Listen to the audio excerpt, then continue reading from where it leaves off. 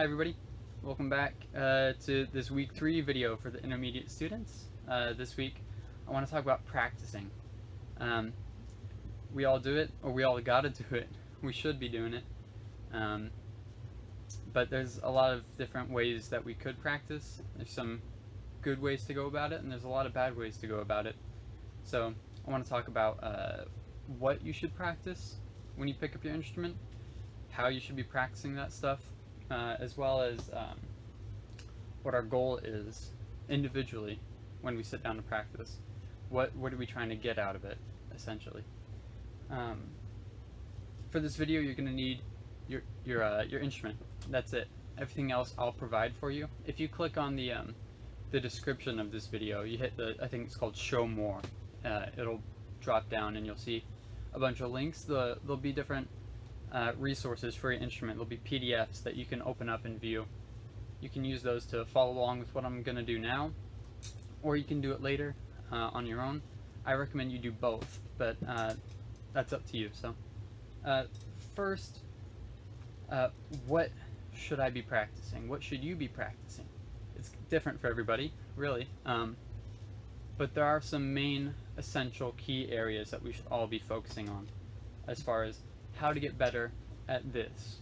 You know, even if it's not a saxophone, it's still yours, it's still your instrument, and it still has to be a part of you, and it has to become sort of an extension of your own self. That sounds a little abstract and weird, but the more you practice, the more you start to develop that, and it becomes easier. This doesn't get in the way so much as it helps you instead. So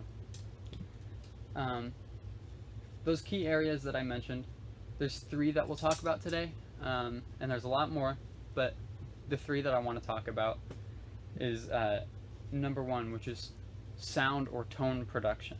And that's just all that means is the sound that comes out of your instrument when you play it. So I work on just that, just making that as beautiful of a concert C as I can make it. And the exercise I'll show you in a little bit. The exercise I use for that, they're called long tones, is what I mean. All the musicians at the high school or college level, and at the middle school level, should be doing this. This is the number 1 way to get a better sound, a better, more beautiful sound on your instrument. And I'll show you what that long tone exercise is right now. So, in the description box, there's a long tone exercise that you can follow along with. I'm reading the same one right now, and I'll show you how it goes. I set my metronome to 60 beats per minute when I do this, and I do it on every single note on my instrument. And you should do the same for brass and even for flute. Just do this exercise on every note in your range. Okay, if you can't play every instrument or every note on your instrument, play every note in your range. I've got my metronome going. Here's the long tone exercise. Feel free to follow along or just listen, either way. I'll demonstrate, starting at pianissimo, crescendoing to fortissimo, and coming all the way back down in 4 bars. Here we go. 3.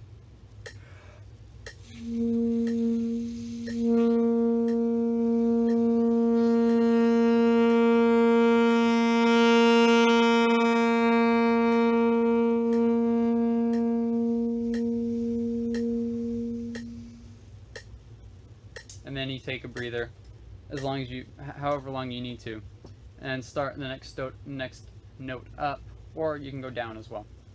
Okay, so that's how to practice sound and tone production and getting a beautiful sound on your instrument. That's a great way to do it for every note on your instrument and every note that you can play. Area number 2, this is technique. Technique is about how fast you can play, and it's about how well you can articulate. So last week we talked about articulation. This is how well you can perform articulations. It's also about how well you can play your scales and arpeggios, major and minor ones.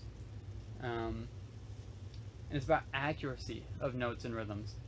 I won't talk too much about reading different rhythms, because that was a little bit what we did in week 1. Instead, we'll talk a little bit about how to build speed, especially if you have something that you're trying to work up, and it's just too fast right now.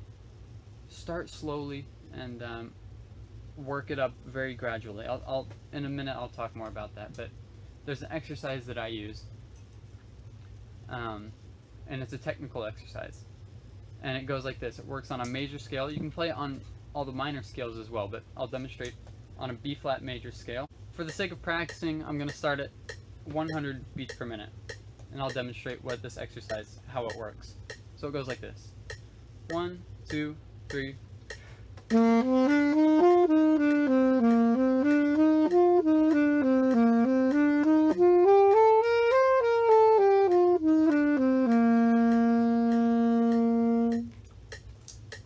And you do that for all your major scales. So that time you saw I played it slurred. If you open up the link in the description, you'll see that it's just written as eighth notes. There's no slurs or any kind of articulation marks on it. That's because each time you play through the scale, you should articulate it a different way. And there's so many different ways you can articulate it. You can do a staccato, right? So if I just did it slurred, here's staccato. 1, 2, 3.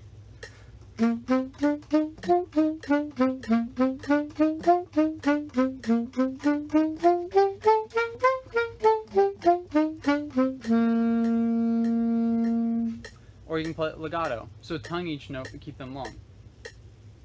2, 3.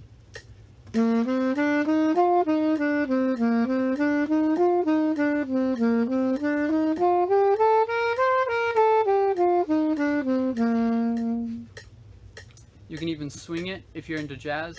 I don't have time to explain what swing is now, but here's how it would sound. 3.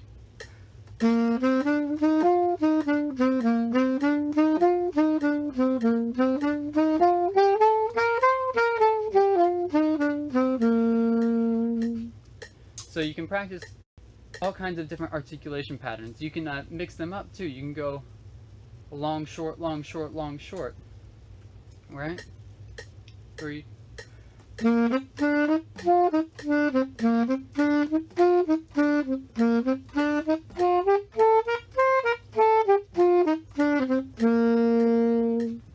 And you do that with every note on your instrument. All 12 scales. I shouldn't say every note on your instrument. All 12 major scales, and then all 36. There's 36 different minor scales. So you'll want to learn those. But the sheet I give you is just major scale. So practice that, and each time, if you can play the major scale just fine, speed it up. So instead of 100, maybe we'll go 120. Right? 3, 1, 2, 3.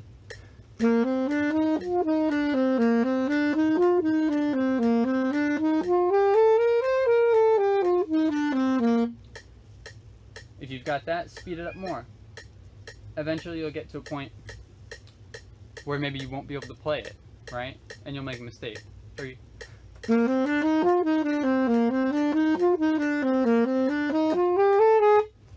If you make a mistake, slow it back down some. You know, back off.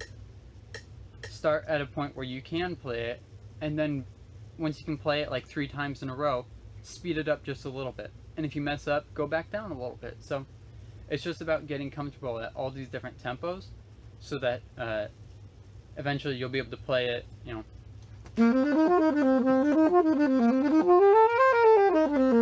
And it's no big deal. So that's the technical exercise, and I hope that helps with learning to play fast passages. The third and final area that we should be practicing all the time is expression.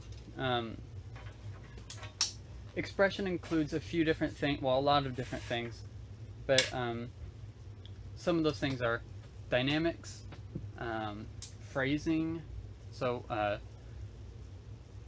the way you shape a phrase, that means dynamics. That also means articulation. That means how you guide and push the notes that you're playing. And this is all for the sake of expressing emotion and making this music really, really beautiful.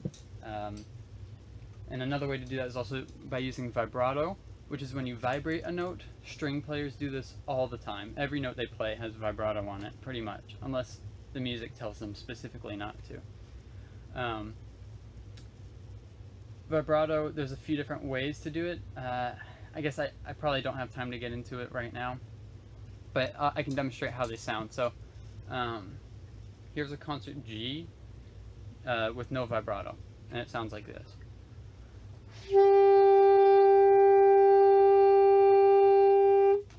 But if I added vibrato, it'll sound like this.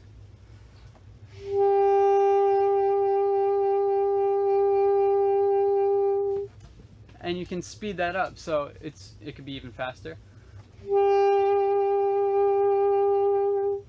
Or you can slow it down.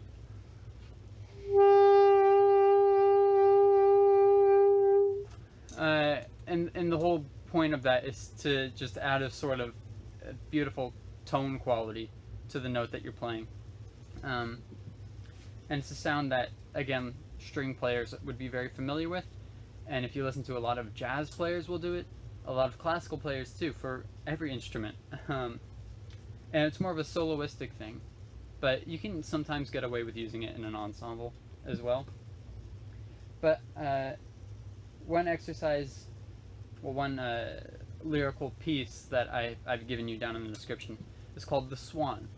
And this is a piece by a French composer named Camille Saint-Saëns, and it's from a bigger piece called The Carnival of the Animals, and this is one of the last pieces in the whole work, and it's called The Swan. It was written for cello, so yeah, a lot of vibrato because cello is a string instrument.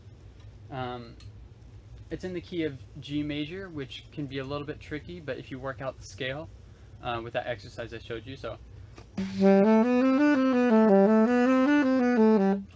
you'll get it under the fingers pretty quickly, and then you won't have to worry too much about the notes. We're just going to look at the first, what is it? Starting on the concert G with the piano marking, the very first note that we have. We'll start, we'll do 1, 2, 3, 4, 5. Just those first 4 bars. Those are the first 2 phrases. And I'll demonstrate how you might play that without focusing much on expression, and then I'll play it as expressively as I can. So here it goes. Just not minding the expressive quality, just trying to play it. So here it goes. This is what not to do.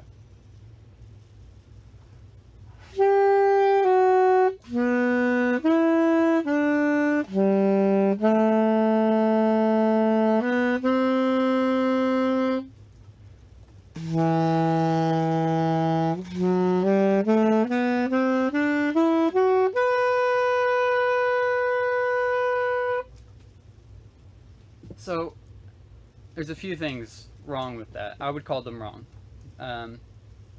One is I wasn't looking at the articulation, or not the articulation, but the slur marking, which is a kind of articulation, because that tells us how to group notes and how to feel them. It's in 6/4, so it's instead of 4/4, which is 1, 2, 3, 4, 1, 2, 3, 4. It's in 6, so it's 1, 2, 3, 4, 5, 6, 1, 2, 3, 4, 5, 6. So you'll want to get used to counting that before you play this, but it's slow enough. We'll do it at about 60 beats per minute. So it doesn't have to be fast. And you don't have to feel it in 6, you can feel it in 3. 1, 2, 3, 1, 2, 3, 1, 2, 1. Right? But let me demonstrate. Oh, I also didn't look at the dynamic. I didn't play the dynamic. I did not play piano. I didn't use any vibrato, and I didn't play it lyrically or musically. So let me demonstrate what it would sound like if you did play it musically and lyrically. Okay? I'll count myself in and just listen. 2, 3, 4, 5.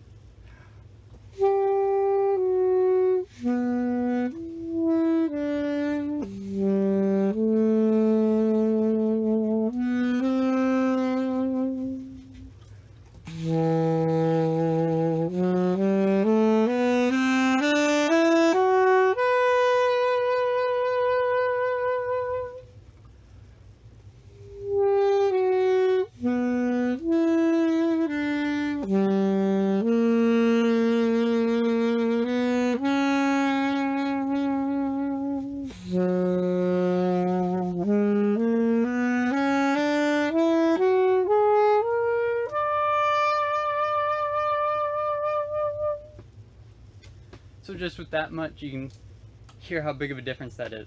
Hopefully that makes sense, and I hope it's clear the kind of things that you can add.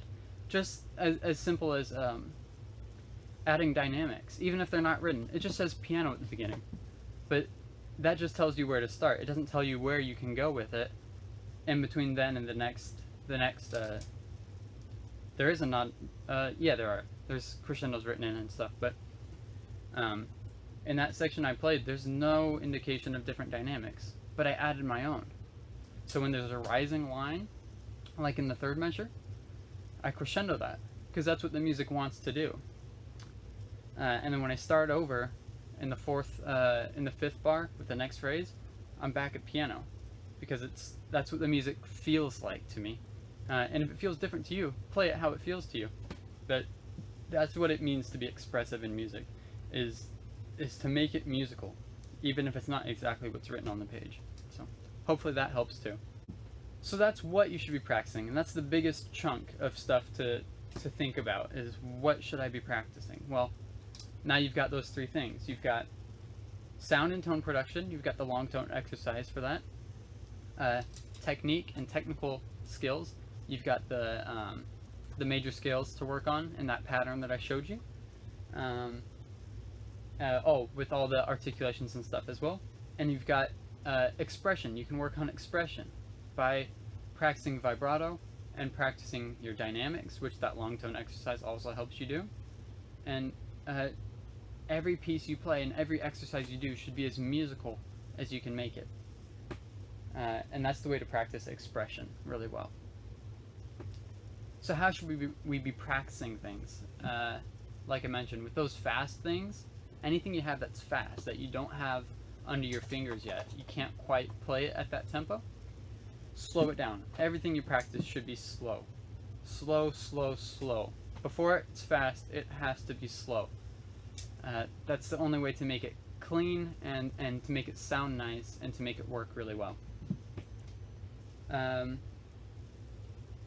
So start at a tempo where you can play it perfectly with no mistakes. And once you can do that, speed it up.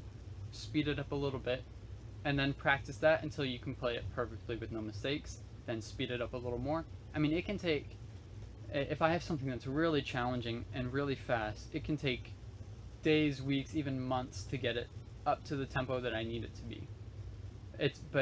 That process works. It's a long process, but it's the fastest one that exists, and it works. So always start slow and speed it up very, very gradually. That's how we practice everything. That's how you have to practice everything. So there's how to practice. And then you want to set a goal for yourself. So if I have a piece that like for example, I do have a piece that I need to be able to play up to tempo, and it needs to be perfect before May. So I've got about a month to work that up. So by the end of this month, by the end of April, I want to have I want to be able to play my part to this one piece for my solo. I want it to be at 132 beats per minute and with no mistakes. No articulation mistakes, no dynamic mistakes, no mistakes with notes or rhythms. That's my goal for myself right now. By the end of this month, I want to be at 132 beats per minute with no mistakes. And then I'll play with my accompanist and we'll work it up and it'll be great. Other examples of goals you could set is you want to practice a certain amount every day and then a certain number of days per week. I have a practice log down in the description that you should check out too. Print off as many as you need, and you can keep track of how much you practice. You should at least be playing 20 minutes a day, 30 if you can, and at least 6 days a week if you can manage that too. And that's just minimum. I mean, to really get good at this stuff, there's not enough time to get through all this stuff if you spend like 20 minutes a week. You need 20 minutes a day at least. So set a goal like that for yourself and stick to it. Just do your best, and if you don't quite hit that goal, that's okay. Make that goal achievable for yourself though, and if you get it, that's great. So those are things that you should have in mind when you practice, is where you want to see yourself in X amount of time. So that also brings us to how often should you be practicing, and it's different for everybody. You know, some people ask, is it possible to practice too much? And yeah, it is. We almost never get to that point. I typically don't get to that point because I know how to pace myself. So you know that you've practiced too much if you're in pain, if you've hurt yourself, or if you're getting really frustrated. And I've had all those things happen to me before, frustration especially. So the way to avoid over practicing is to take breaks.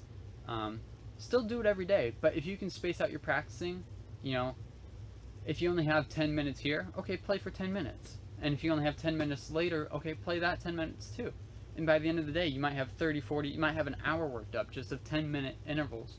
And that's better than, you know, saying forget it and not playing at all that whole day. So play when you can, as often as you can. It doesn't have to be for that long.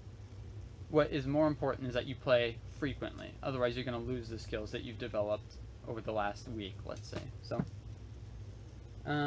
I think that's all I have. There's, again, a lot of those resources in the description box that I really recommend you check out and you use them. I use them all the time. I mean, I'm giving you things that I actually practice because it's stuff that we as musicians need to really be able to do. So I hope that is helpful to you. If you have questions, please let me know. I love to talk about this stuff, and I'd love to help you out if you need it. So thank you for watching. I'll see you next week. Stay healthy, and I'll see you then. Okay, bye-bye.